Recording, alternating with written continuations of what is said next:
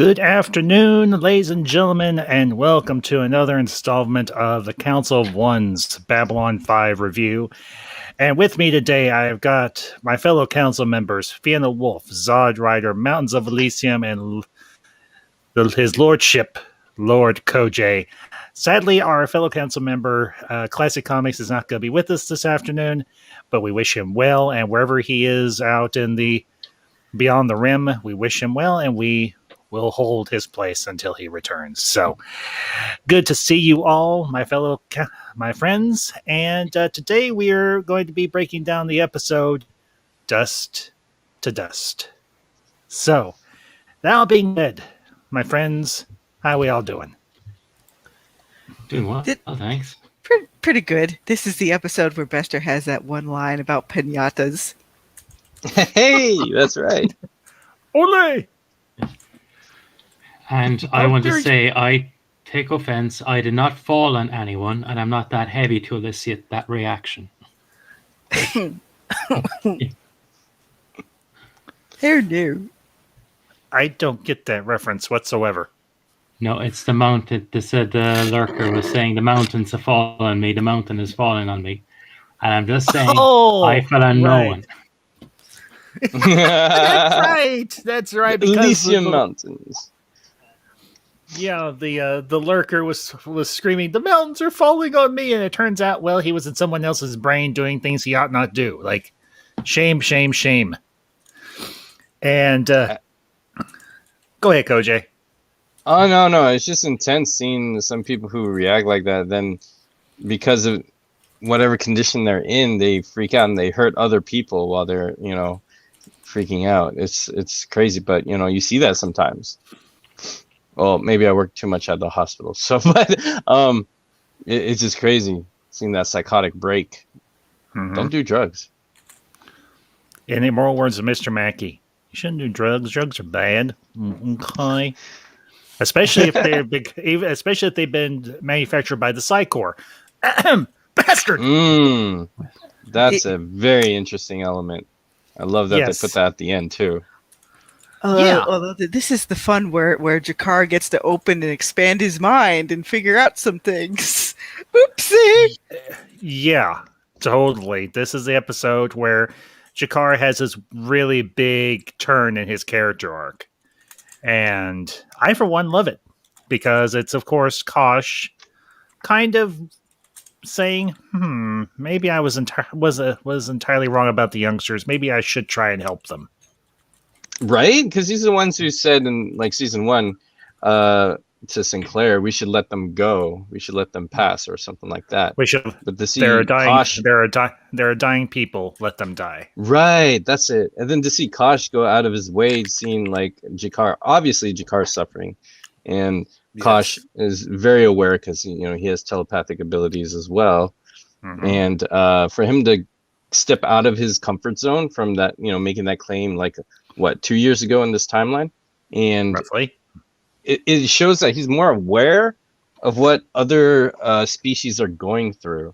For him to change his mind and perspective in a way to reach out and help G'Kar in a most profound, beautiful way too, because he saw G'Kar through the guise or the embodiment of G'Kar's father, which he also did to Sheridan later on too, and that's an endearing image to pick a parent to speak to someone else. Well, and it's interesting that Kosh would pick a parental figure for the simple fact that you think about it. The Vorlons kind of see themselves as a parental figure, and it's even harkened to in Into the Fire, the culmination of the Shadow War. And the Sheridan says, "You're like a couple of parents pitting their children against one or the other, forcing them to choose sides." And we'll get to that in due course. And to the chat, Lewis Sparrow, good to see you, Lewis, as always, and thank you for tuning in this evening, where you're at this afternoon, where I'm at. So, but yeah, that's an interesting dynamic there within the show, and of course, once again, we get Mr. No Good Nick, Alfred Bester, popping up, doing his no good Nick things, being the slimy, sleazy, scum-sucking psychop that he is. Sorry, did I say that out loud? You're not wrong though. Carry on. That and his cohort was like, I tried to send you. It's like, it's no matter. But Buster's showcasing like, oh, if I had only stayed a few moments longer, but they wanted to get him out the door before all that stuff wore out. Yeah. Go ahead, Elysium. I was thinking that other psychop that was there at the end, that's his real world wife. And in universe, that's supposed to be his wife in universe as well. Interesting. I was not aware of that. Nice little tidbit there, Elysium. Thank you. Appreciate it. Well, now, isn't this the episode where Ivanova considers blowing Bester out of the sky? Or is that a different episode? I can't remember. No, that's this one. She was about to do it. She even gave it the order, but then Sheridan pulled it back. Yeah. That's right. Lay that order. And I go, oh, boy. What's interesting, because Bester said he felt an overwhelming sense of like danger to himself. Mm-hmm. That just kind of enhances the range of, because he was outside in space, far away from the CC, so it kind of gives an idea of his like telepathic range as a P12. I wonder was that down to Ivanova also being a telepath and she was projecting towards him? And if it had been Sheridan or anyone else who didn't have the telepathic ability, would he have sensed it at all? That's right. So it's like, oh, yeah, definitely. That makes more sense now, too. Yeah, good point. Thank you, Elysium. Always coming through with the good insights. Yeah. Though, I guess to pull from Straczynski's Twitter real quick, somebody brought up the fact that how did you manage to have Sheridan's dad be so wholesome, and even the stuff with Jakar's father, and even though he had an example, his own dad really wasn't that good. I mean, if you read his biography, I'm like, oof. Because somebody asked if he based it on his own dad, and he's like, nope. And that's all I'm saying on that matter. Well, if you read that book, you'll find out more. Mm-hmm. Yes. Interesting.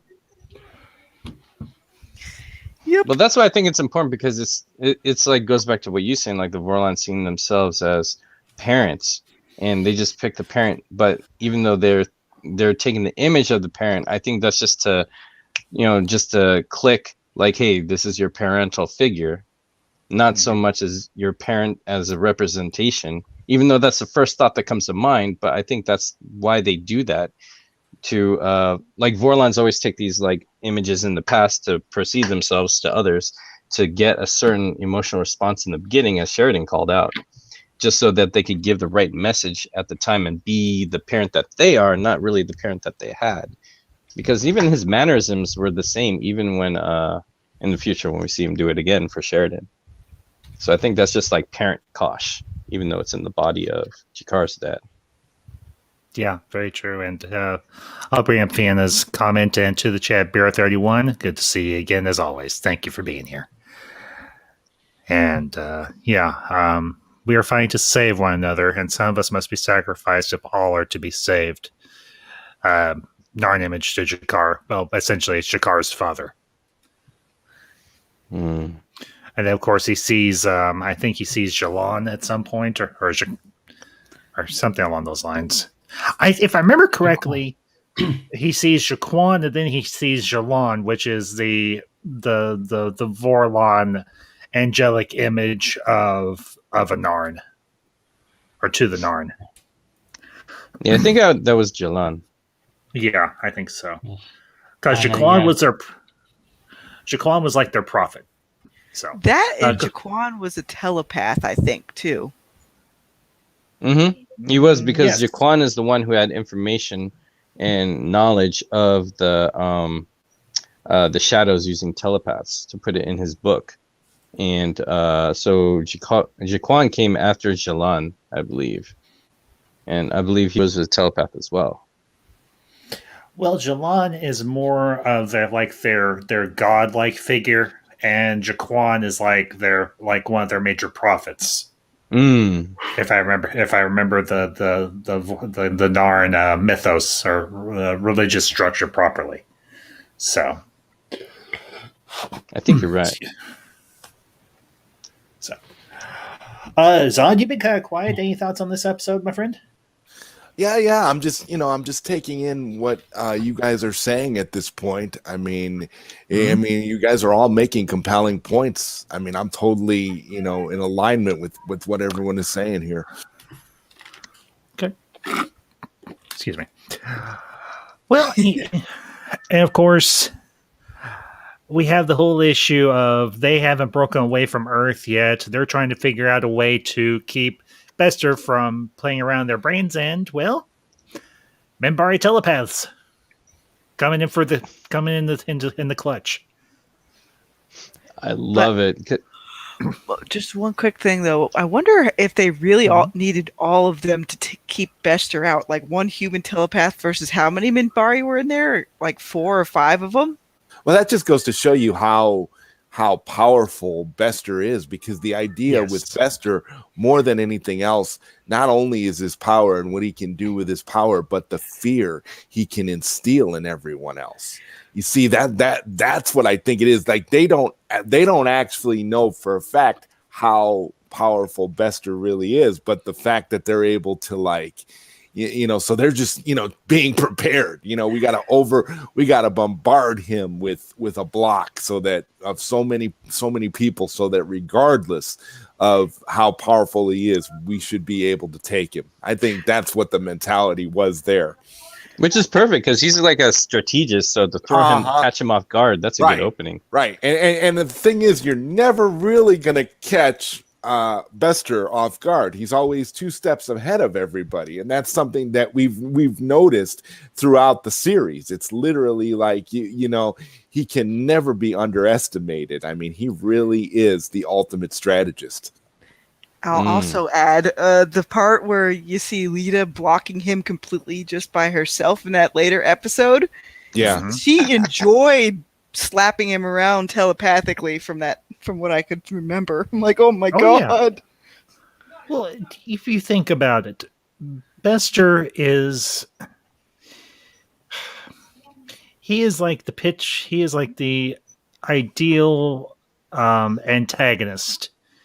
He gets underneath your skin. He is completely and totally self-centered, and his motivations are all for his own benefit, no one else's. I mean, you think about it, even though he says that he's doing everything for the core and for Earth, you're like, no, you're not. You're doing it to advance your own personal self-interest, and because you believe that psychics or telepaths will rule the world one day. And he's just... When Straczynski wrote Bester and cast Walter Koenig as him, it was just like a match made in hell. I would say heaven, but Bester is a villain, so I'll say hell. Well said. But the other interesting dynamic at work in this episode is G'Kar is once again trying to get weapons for the Resistance back on Narn, and we kind of see that more antagonistic side of G'Kar, who's trying to do anything and everything because he's that desperate. And he's turning to a man of illegitimate means or nefarious means to get what he wants. And of course, we've got the whole issue of dust being used as a weapon. So I actually found it interesting that the contrast between G'Kar and Bester both say that they're out for the best interests of their people, but Bester will use others to get what he wants. G'Kar used himself first before he tested it on any other Narn. He wanted to see, I don't want anyone hurt. I don't want anyone else hurt. If this doesn't work, no one else needs to suffer. I'll take it on myself. Yes, and that's one of the really cool things about Jakar's character. And, you know, that's one of the really truly compelling things about his character arc throughout the series. I mean, obviously in season 1, he's kind of like the antagonistic character, but in season 3, we really see the turn, the corner turned for his story arc, and he starts to become the self-sacrificial, the real force for positive change and to do what must be done to make the outcome of everybody else's lives better. And that's one of the great... Oh, go ahead, Koj. No, go ahead, please, Koj. I'm just so excited because Jakar is my absolute favorite character in this show. And this is one of the most profound turning points for Jakar's character, because in the beginning, he's more of a warrior politician. And we know his intentions are loyal. They come from a good place. I mean, we've seen sparks of it before. Even when Morden in season 1 asked him, "What do you want?" He's like, "Well, as long as my people are safe, I don't think anything else matters." That's not really a selfish answer. That's really, caring in a way. Right. Just, that's the biggest thing. That's like the biggest thing, Koj. Like everybody in the show kind of has this selfless, thing about them. Except Bester. Bester is like the ultimate selfish character. Like he totally, he will throw his grandmother out of an airlock to save himself. It's just, yeah. Bester is like the short General Zod of this universe in a way, and but well said though. But I want to go back to Jakar, because Jakar is a product of his world, of course, but also he came to Babylon 5, of course, to help Narn, his people, but at the same time, he's looking at everyone around him as aliens. Technically, they are, but Jakar wants to do this good, and he's been pushed down in this. His world got lost to the Centauri and blah blah blah. So he's still in this kind of warrior politician with a good heart, but he needs that. This is the pivotal change that inspires him to turn from warrior politician to warrior poet, because after this we see him actually take an emotional change where his hardness softens and his passion strengthens for his people, and this is the Jakar that grows into the one that we love in season 5, the one who writes the book, the one that is more of a man of philosophy, peace, and understanding, rather than strength and power just to make sure his people win.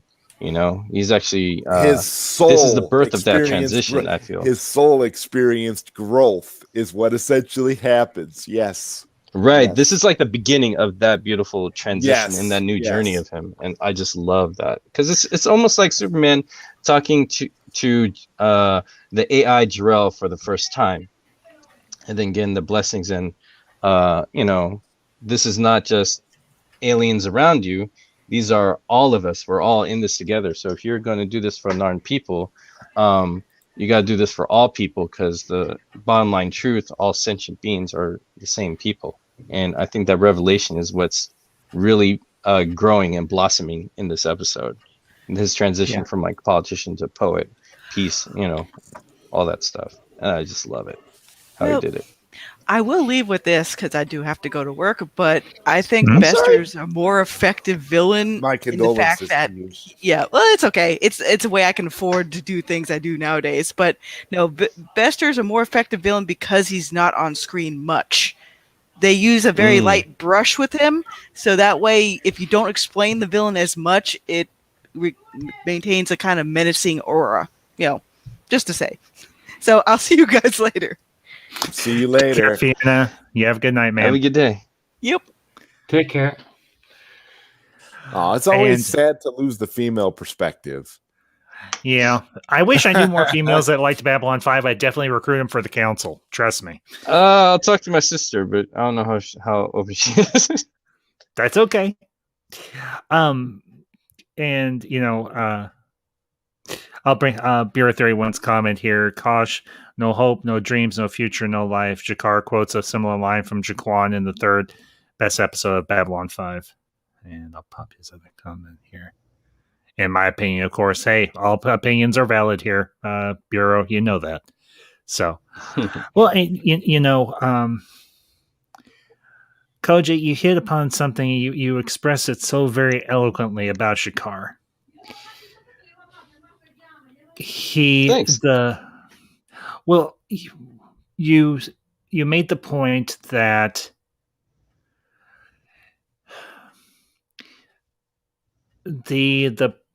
the more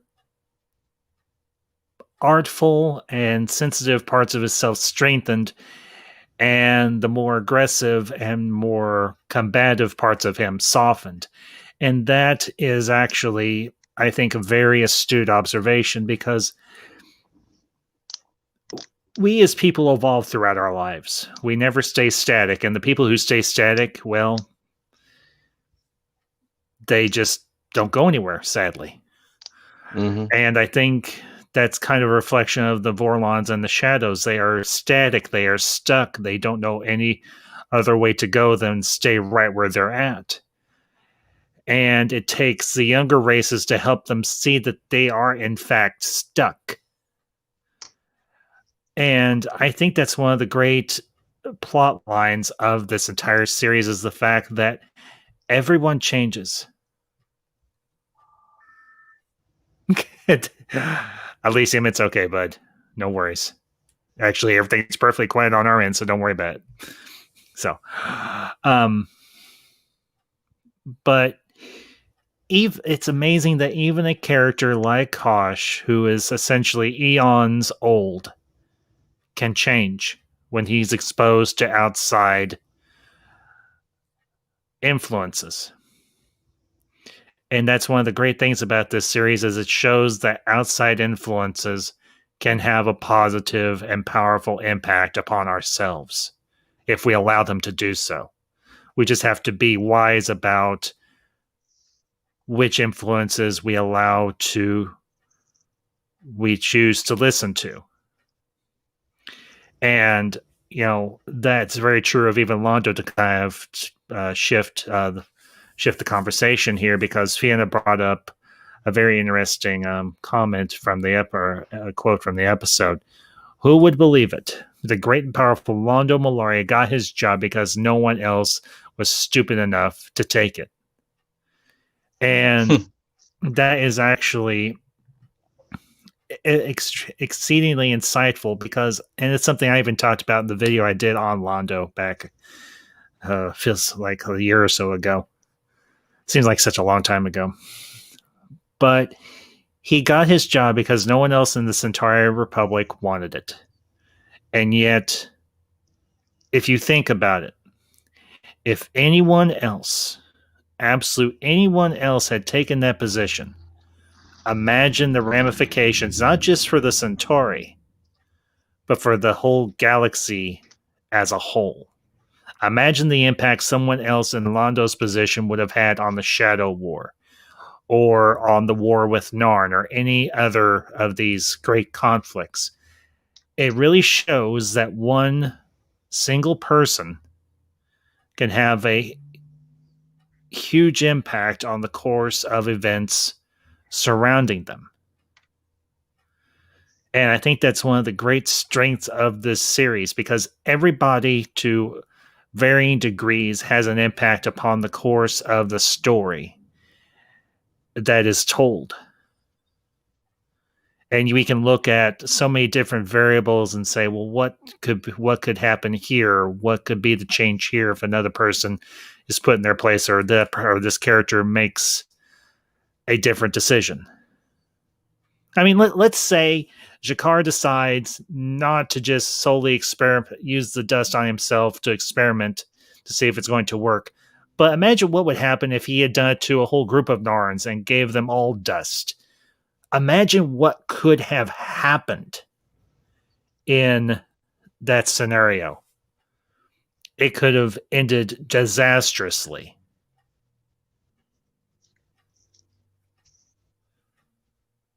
So, thoughts on that, gentlemen? Yeah, when you guys go, I've been talking too much. No, I think you're right that it's like one choice. Londo. Well, one thing about Londo is I love the way after seeing what his life had been, he turns around to Veer and says, "Don't let him see you as a joke. Don't let them treat you as they treated me." And I find that kind of profound, especially the joy he had ripping Veer's report apart, saying, "I've never seen such political naivety only once. And we thought that man should be sterilized." I just thought that was hilarious. Yes, because hadn't Veer just come back from the Minbari homeworld, and he was Londo was going over his report about his time there on Minbar, and that's the crazy thing for me, or the interesting thing for me is Veer very much, I think, empathizes with Londo more than Londo realizes.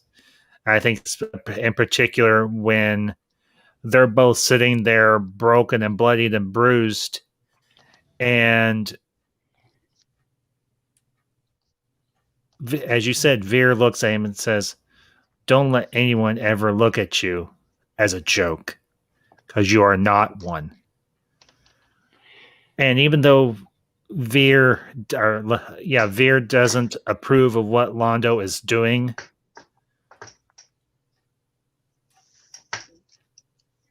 he still respects him. He still has a lot of empathy and respect for Londo. And I think, honestly, that's one of the great strengths about Veer's character. Is that Veer even though is one of the most empathetic characters in the show. I mean, you could tell that guy feels things and he wears his heart on his sleeve. So very, very well said. Yes, sir. And one of the bravest characters on the show, even though he's portrayed as a bit of a coward. Mm-hmm. He stands up to techno mages. He walks up to Morden and tells him exactly what he thinks of him. Veer is one of my favorite characters. Veer is fantastic. He's kind of like the Samwise of the show for totally. Yes, there you go with the Lord of the Londo. Rings reference. Great, yes, sir. Mm-hmm. Yeah, I could. Sorry, Ambassador. No, go ahead, Lysium, please.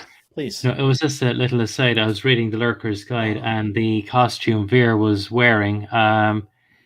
JMS ensured that every main species had their own alphabet, and in Minbari alphabet, it's spelled Aloha. It was just a little bit of fun aside on the interesting. Costume. I have seriously got to go check out the Lurker's Guide. I mean it. I feel like I'm doing myself a disservice by not doing so. Oh, the Lurker's Guide is wonderful. Oh my goodness. That's what everybody I've ever talked to has said. It's the greatest Babylon 5 resource ever, and it's been around forever. I mean, it's just, yeah, dude, you will get so much from that. And when did that come out? Because I have the encyclopedia, which covered everything from season 1 to season 3. The Lurker's Guide started as an internet thing way back when the show was still on the air. I think even before it started. Yeah. I met my first girlfriend, my first love, in a chat room on Warner Brothers website, in the chat room for Babylon 5. Wow, that's awesome. Yeah, dude. So this show means a lot to me.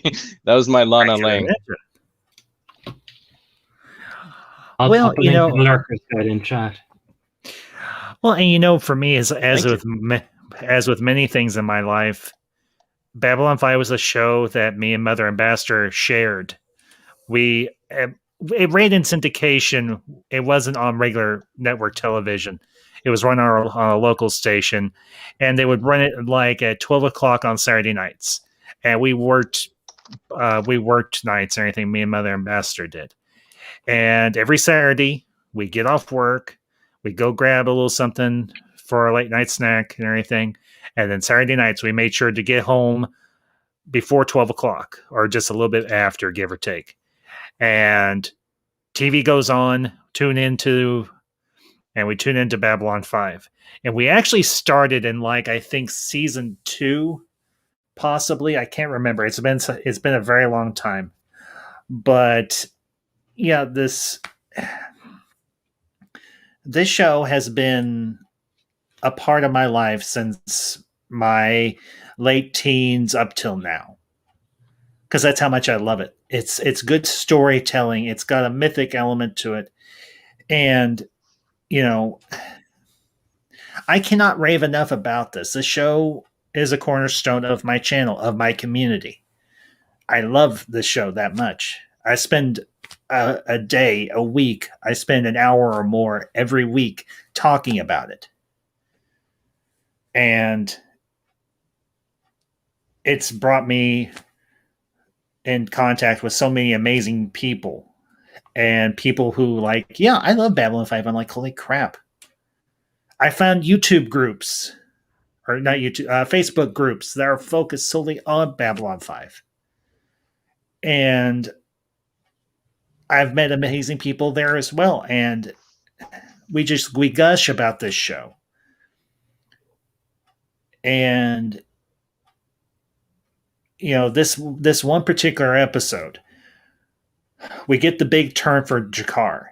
We see that Londo was set on a course that he may not have even initially wanted, but he took it anyway. And all the decisions that he's made had an impact on the world around him. And unfortunately, in many cases, the impact was a negative one. And I'll pop Big Daddy John's comment up here, because I think this very much exemplifies.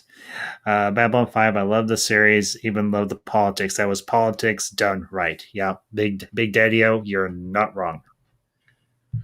I mean, this is political intrigue done with the right mindset. Yeah. Sorry. I agree. No, go ahead, Lysium, please. No, I was thinking Babylon 5, for me, it means so much. Just after my mom died and my dad was dying himself, Babylon 5 was kind of a refuge for me. Well, this and Battlestar Galactica. Mm-hmm. And listening to I sat down and I watched the episode Gropos. And it was like this man going in Franklin's father going off to battle. And it says, have the conversation, Stephen, have the conversation. And that moment made me realize I need to have that conversation with my dad, because he might not survive his next battle. And I did. I went and the two of us talked and we had the deep conversation that you should have with your parents. And I'm forever thankful, because honestly, I may not have been in the right frame of mind without sitting down and watching this amazing show. And so I'm thankful forever for that show. Well, I'm going to add to that because it's kind of shocking. I feel the same way. So I saw the show when it debuted. Was that 93, 94? I was 13. So I grew up since I was 8 without my father. Long story there, but there's this missing sense of guidance that I really needed as a teen, because my mom was a single parent and not really around. So there's no mentor figure, no Obi-Wan, no Yoda, no nothing. I don't know why I went to Star Wars, but hey,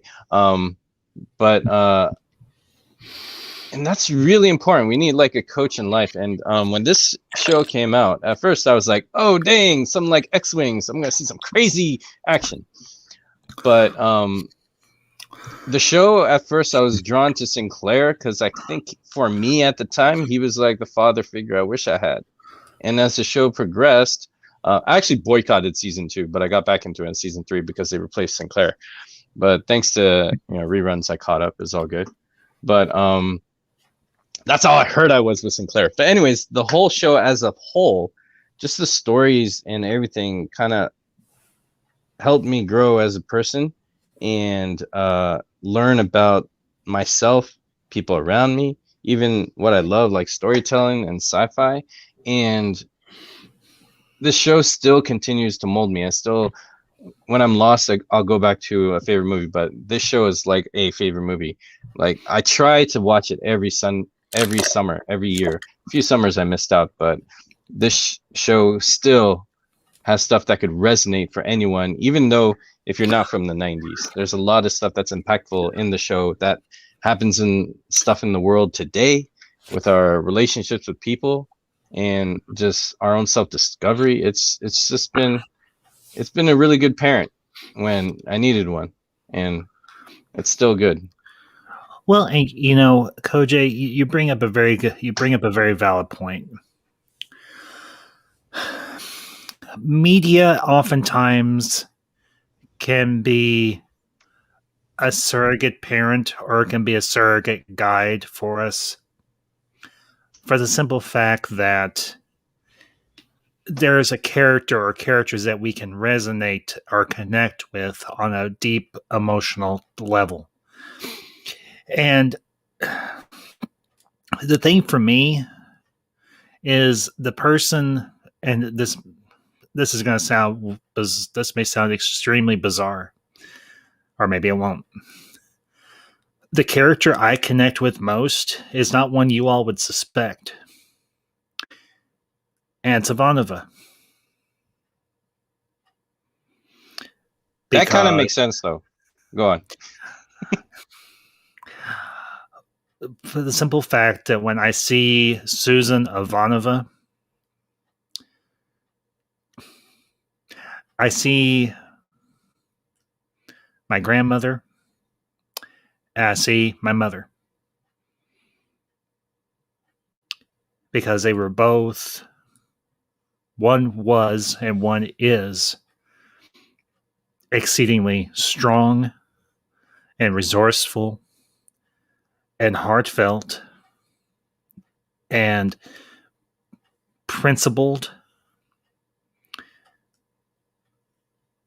and dedicated and fearless. And as much as I love all the characters, male and female alike, in this series, Susan Ivanova, or she would later be known as Susan Ivanova the Strong, she is the character I look to. For me, the story that surrounds her is an incredible one. And I could fully and totally empathize with her in that moment when she's staying there on the command deck, or CNC, whatever way you want to call it. Excuse me, sorry. And she's like, "You all don't understand. You can't ever understand." And she's building up her courage to blast Bester out of the sky. And if it had been me, I wouldn't have hesitated. But I can understand, because she's willing to make the hard choice that no one else can make. And many times, both in my mother and my grandmother's lives, they had to make the hard choices that nobody else could or would. And that is something that has imprinted upon me throughout my life. One thing that my family, my parents, my grandparents instilled in me is to have the courage to say the thing or do the thing no one else has the fortitude to do. to speak the plain, honest, unvarnished, uncensored truth. And that's why at times in my time here online, I have butted heads with people. And, you know, it is what it is. But I would rather be truthful and authentic and sincere in how I conduct myself than put up a fake, phony facade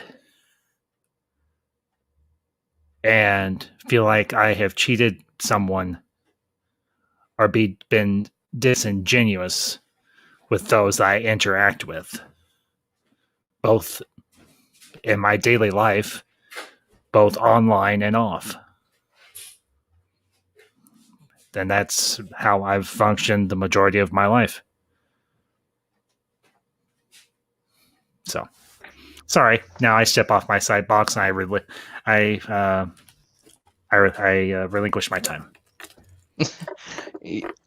In the time I've gotten to know you, man, and that makes sense with how I know you with Ivanova, because some people wear their hearts on their sleeve, and some people wear their beliefs as their armor.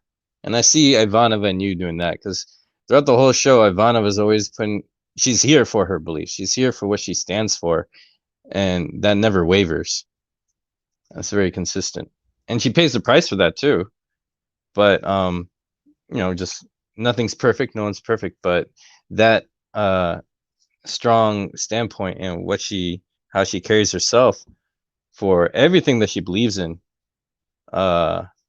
is very, very commendable. It's very transparent, and it's very dedicated to, you know, what we should all probably be doing. I see that connection with you and her. Well, and the other thing that has been a driving force in my life, and it's something that I can connect with John Sheridan, particularly at the conclusion of season 3 going into seasons 4 and 5. He's living on a time clock. He's got X number of years, and that's it. For a period of time, that's how my father lived. He didn't know if or when the heart transplant might fail. So he made every single day that he had allotted to him matter and count. And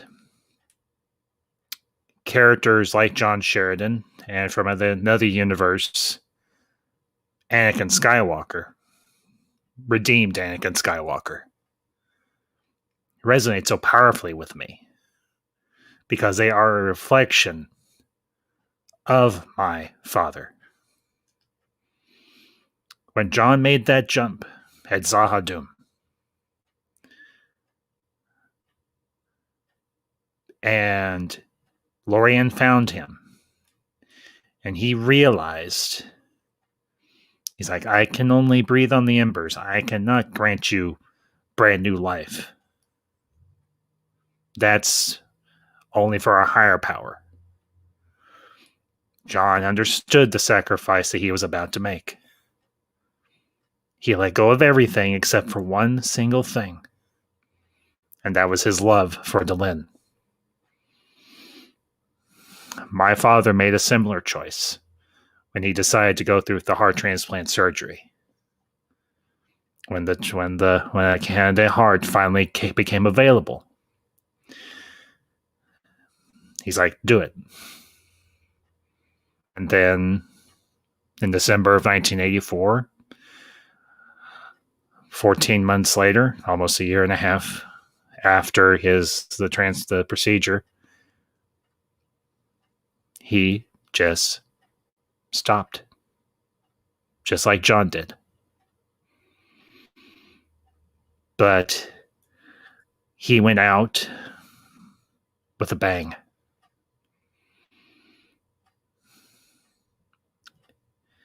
And it's fearlessness in the face of seemingly astronomical odds is where you get the real measure of a person. John Sheridan is a reflection of that. And in that one moment in Return of the Jedi, when Anakin is reborn, and he picks up his former master and heaves him over the side.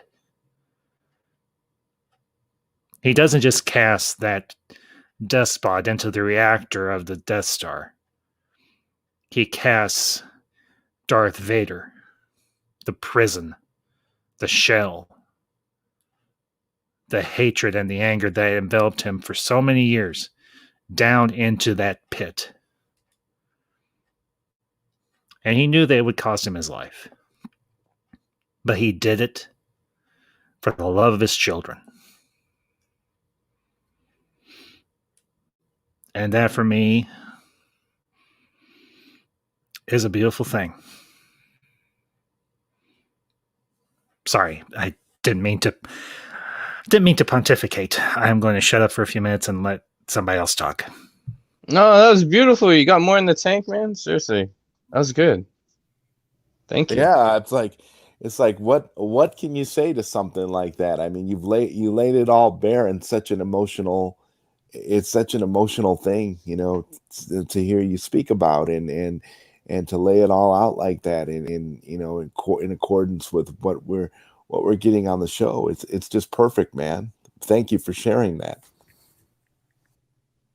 This deep, profound change is like kind of like what brought all of us here together on your show, and also, you know, even in the story, in the episode, like this is probably what G'Kar was feeling when he saw his father, or any of these characters saw when they saw their father, and or a parental figure, and then they just go down that journey that's reflective.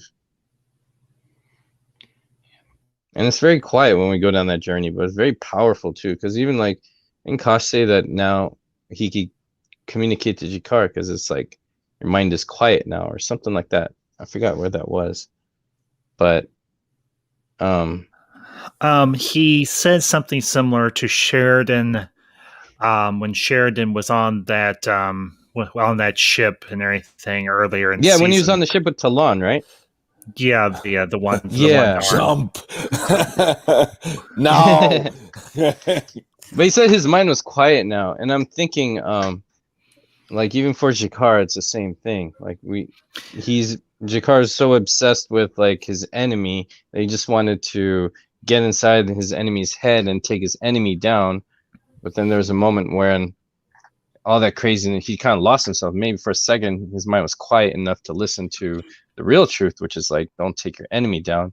You got to lift yourself up, work on you, or something like that. And just look at the greater truth and all that. And these sacrifices and these examples that we've witnessed, because G'Kar saw his father pass, but then he saw it again in this dream with the new revelation of what it meant.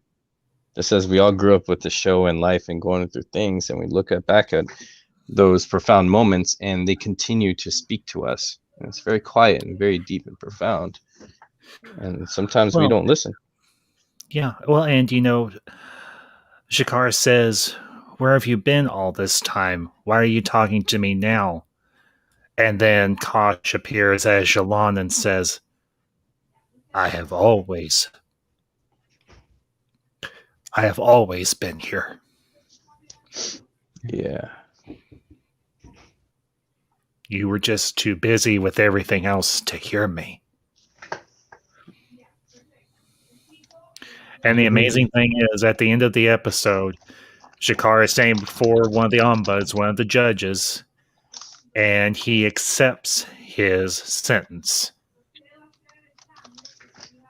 That right there was a truly powerful moment for G'Kar. He could have fought it, but he knew what he had done, and he realized the opportunity that he had been given to go through some personal growth and personal change. So, you know, Go ahead, Elysium, please.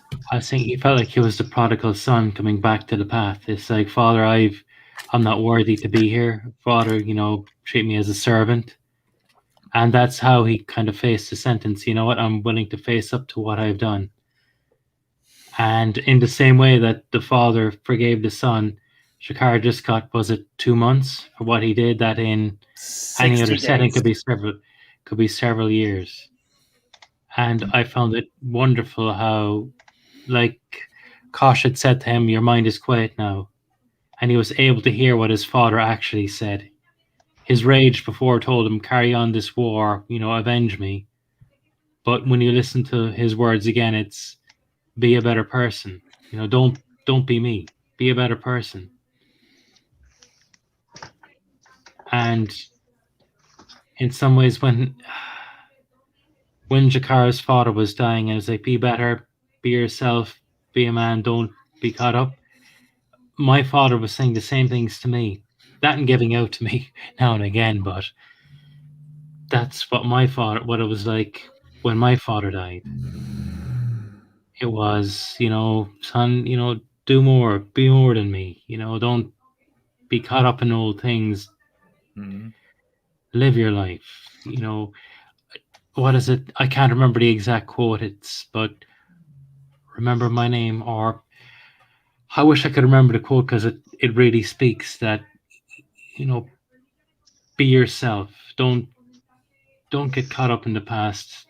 Move on.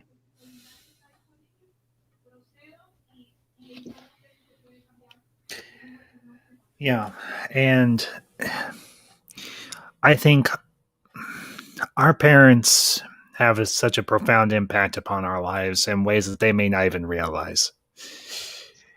And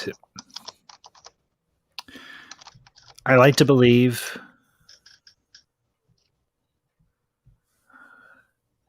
that, and this is just a personal belief of mine,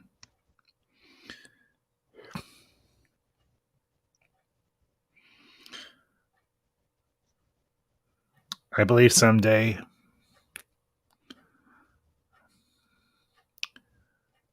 I will see all those I have loved and lost long before their time was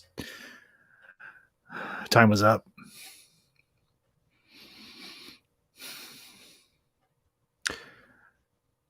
And I just hope that it just won't be God and Christ that says, job well done.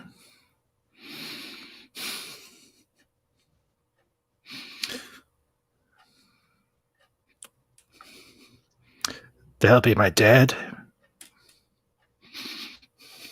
my grandparents, who I'll be able to embrace again and be able to look them in the eye and say, I hope I made you proud. Sorry.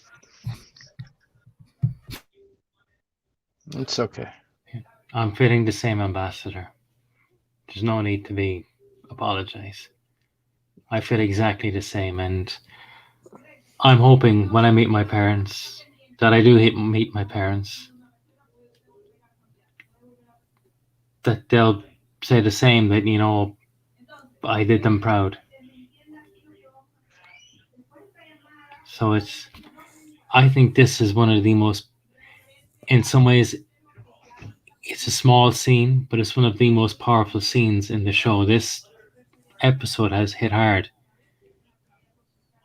And it is, but in a good way.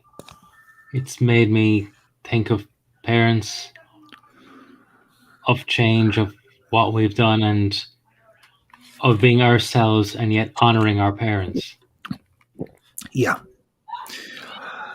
Well, and the episode, the title of the episode is Dust to Dust.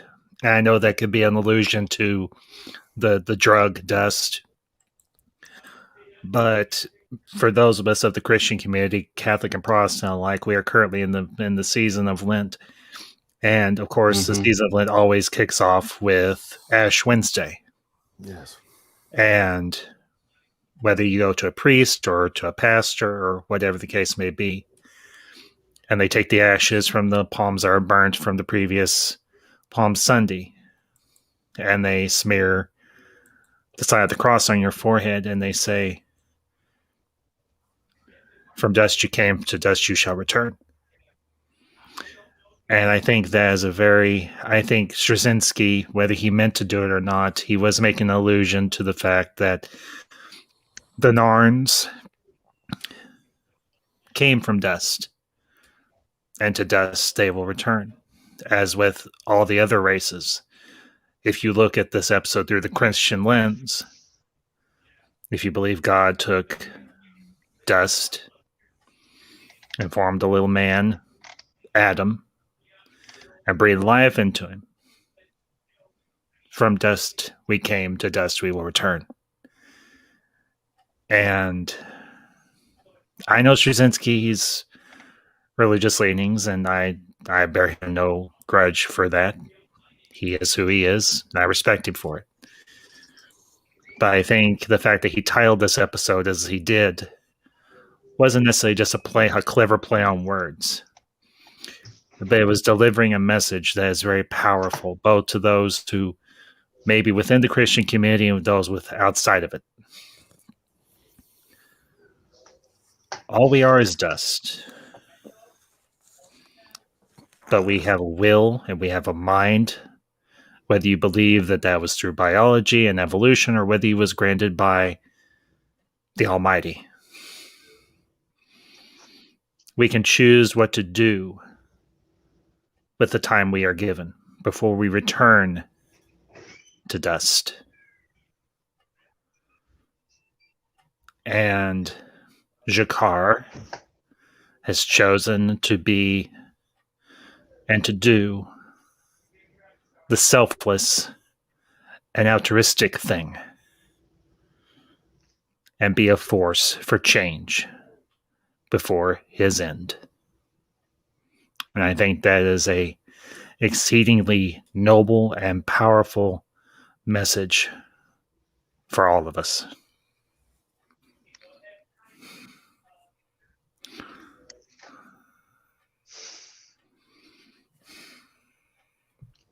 I'll bring up.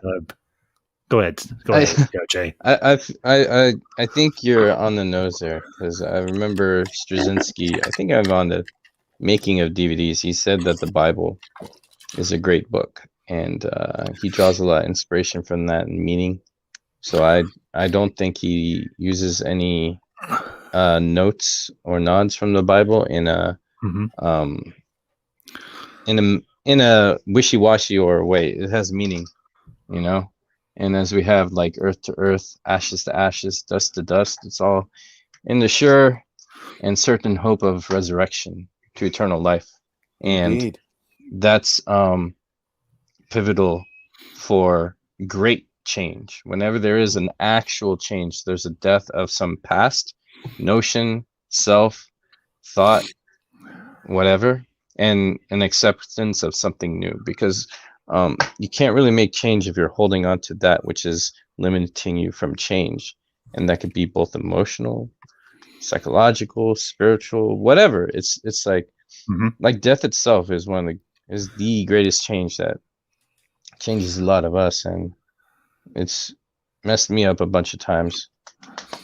More ways than one, as everyone else, I'm very sure. But the thing is that what survives after that change? What survives after that death? Is it more hope? Is it a greater self, a greater understanding? And understanding can't come unless you surrender certain things, or you're okay to be wrong, or you stop putting the answers outside yourself, but focus inside yourself.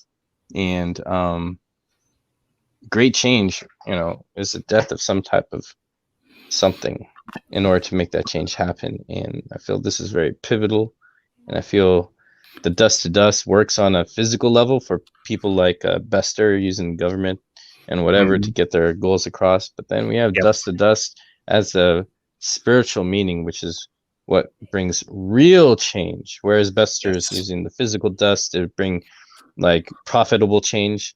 The spiritual meaning of where it comes from in the Bible, and that resurrection And that change of positivity is the spiritual change that actually makes a huge difference. Because if G'Kar didn't go through this journey, as tragic as it started, I don't even know if anyone would have won or accomplished a lot without G'Kar's input. Just like everyone has a voice, everyone does matter. No one's a joke.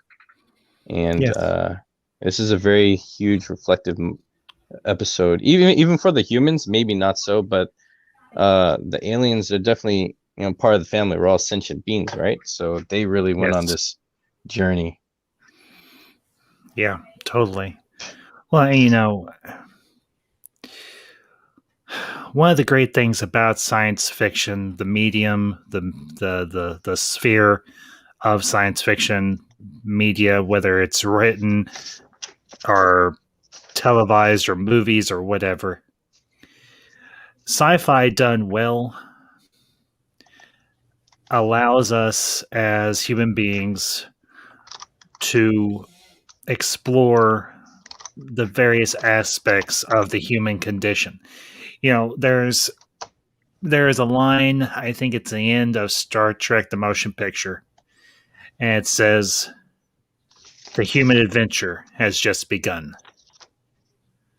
And as much as that movie is derided and criticized and everything, I think for me, that one sole title card really says volumes, not just about Star Trek itself, but about science fiction as a whole.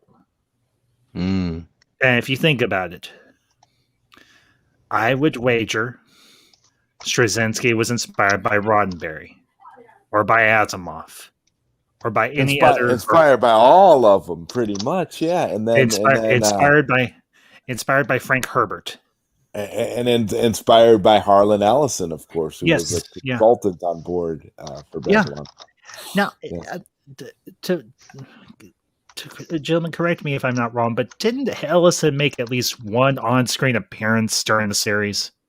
I think he made 2. He's in the final episode in season 5, I think. Oh no, he's one of the in the episode where Sheridan's being interrogated. I think he's one of the guys there. I think he may be a side cop in another episode. He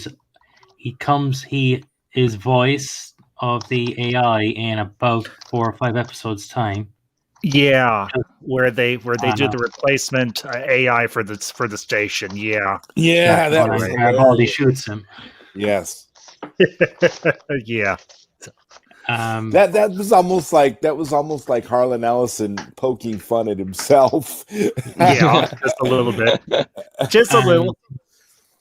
It's like I know I've said it before that in season 1, was it TKO? No, not TKO, where Susan's reading Harlan Ellison's supposed autobiography. Yeah, that at the time never existed, and I think Straczynski and him thought it was really funny that people will be looking for that book, even though it doesn't exist. That's so cool. I did not know that. Yeah, believe me, Koj, you go back and you listen to all the past streams that we've done on this series, you'll learn a lot. And I have been. I'm playing catch up. I love this show. Yeah, I think a lot of people do. The amazing thing is and this is not to me to brag on myself, but ever since HBO Max put Babylon 5 onto the platform, people are finding my streams and finding my videos about the series, and I'm glad that they are. I truly am glad, and I'm actually, there is one video, it was like one of the first videos I ever did that I'm going to do a remaster of, and that was my video on Ambassador Kosh. Because I have a better setup now, I have better mic equipment and software and everything else, and I'm going to do a remaster of that video because I want to give Ambassador Kosh and the Vorlons their proper due. But I am glad to see that people are finding this channel and finding this community and finding find these videos that can inform them about this great series. And I hope